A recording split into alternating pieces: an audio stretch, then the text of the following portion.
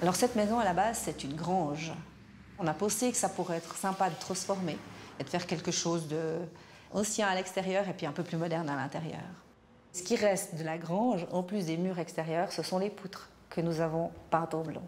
La décoration moderne de la maison contraste avec la vue pittoresque sur le village. Là, on est dans une cuisine ouverte et on doit faire attention à ce qu'on fait. Et c'est beaucoup plus convivial parce que les gens participent et ils viennent mettre leur grain de sel, comme qui dirait. Et quand Nadia ne cuisine pas, elle consulte ses livres de recettes à l'abri des regards. On a mis des lattes sur la porte arrière qui permet de voir à l'extérieur et d'être moins vu à l'intérieur. Et puis nous avons reproduit les lattes sur la porte du garage, de façon à ce que ça fasse une uniformité. Il n'y a pas trop de chichi, c'est simple, voilà. Les envies prennent vie du côté de chez vous, avec les magasins Leroy Merlin.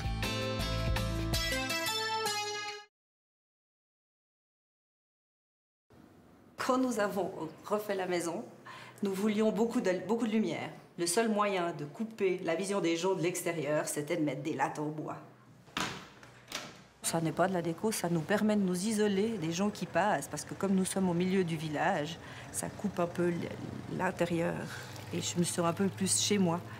Alors c'est donc une construction en bois, faite sur mesure pour cette porte et ainsi que la porte du garage. Et elle s'est peinte de couleur gris clair. Ici, je me trouve devant la porte du garage où nous avons reproduit ce que nous avons fait derrière. Mais ça n'a pas du tout la même utilité, c'est juste pour faire joli. C'est une question d'esthétique. Ça sert à faire illusion. Tout le monde pense que c'est un mur, alors que c'est une porte de garage. Parce que comme nous sommes dans un village, il n'y a pas de place de parc.